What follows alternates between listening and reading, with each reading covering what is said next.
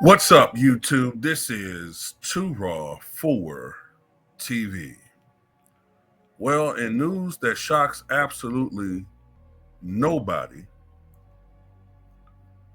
the Philadelphia 76ers will be very short-handed as they take on the Brooklyn Nets tonight in the NBA Cup.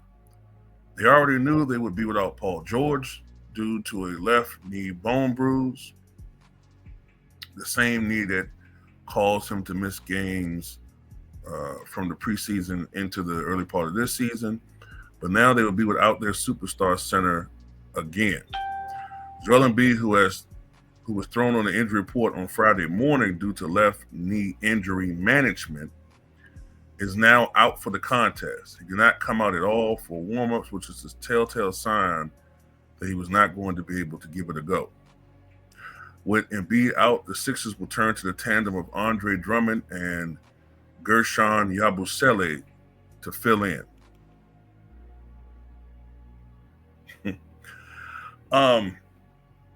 So look, this is the thing. He's not actually injured. He's not actually injured. But I guess this is to I don't know. I guess this is to manage the knee injury. But at the end of the day, man, I just don't have no respect for these players today, man. I really don't. I don't have any respect for these guys.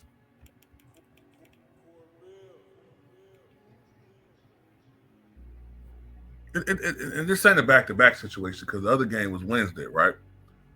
But it's funny. He can come out against a Grizzlies team that doesn't have John Morant, right? Doesn't have the best player. He can go out and score 35 points. But then when you got to go up against a team like Brooklyn, who, let me see something. Brooklyn is, what's their record this year?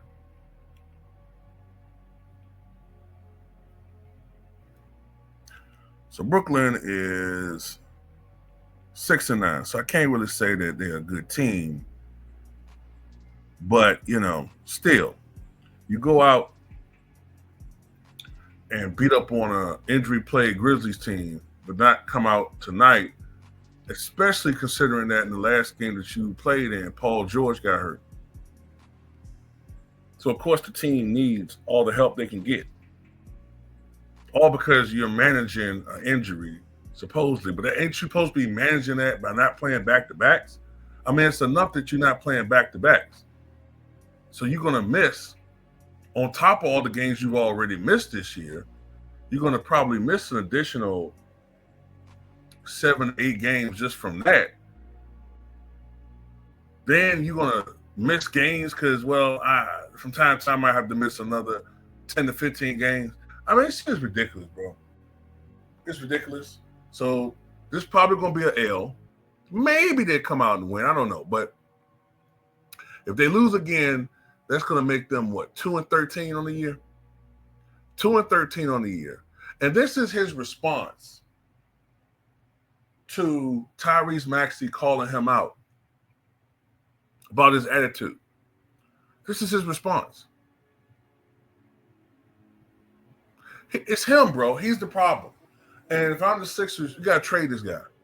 If I'm a Sixer fan, I've given up on him. I've given up.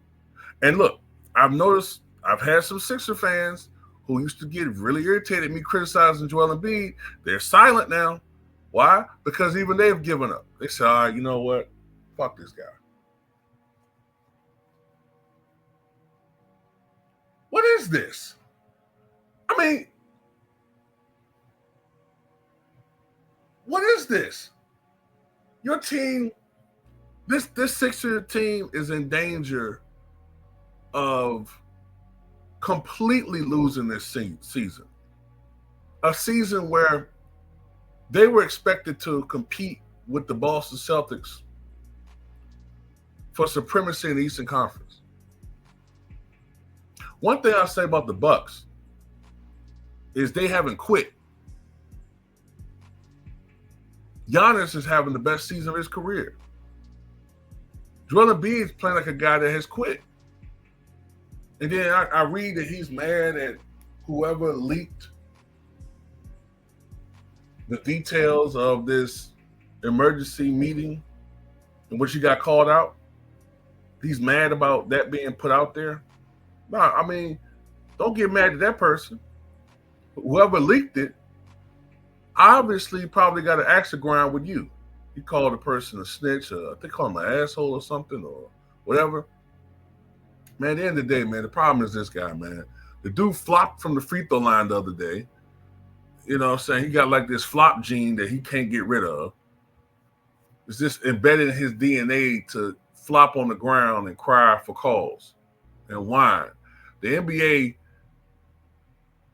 you know what I'm saying, gifted this dude an MVP award that he didn't really earn, but he cried so much about it, they finally gave it to him. And then what does he do? As usual, go out in the playoffs and play like shit compared to his regular season production.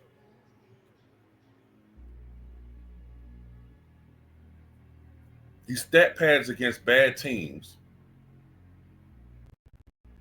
I just don't, man. I'm sorry, bro. I just don't respect these players, man. And I know a lot of y'all feel the same way.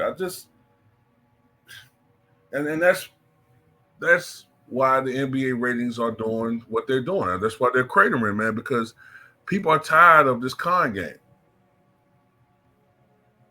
Who the hell wants to support a league where guys are traveling and carrying up and down the court all day, never being called?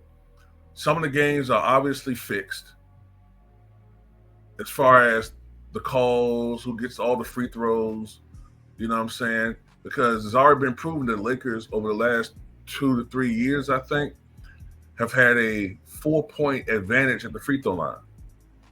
That's how much versus their opponents. That's how much the NBA is in the bag for them. You got a guy who the league is, well, the league feel like he still should be the face, even though he's 40 years old. There's obviously a fatigue factor involved with fans in him.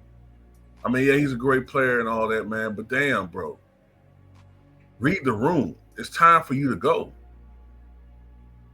People are tired of you, man. You got a commissioner that keeps changing the rules all the goddamn time. Now they're talking about changing the playoffs so that it's just the top 16 teams that go, regardless of conference. So if there are 11 teams better record-wise in the West than there are in the East, that means that 11 teams in the West go to the playoffs and only 5 teams in the East. You're talking about doing that. Talking about changing the format of the All-Star game again. Just doing all these changes. Got this stupid-ass cup tournament thing that nobody gives a shit about. The NBA is in a bad place, man. But anyway, yeah, it looks like, according to reports, Joel Embiid's not playing. And it is what it is, man. Trying to get rid of this dude from the Sixers. And our stupid Sixers fans need to voice more of their concern about this. Man, what you guys think?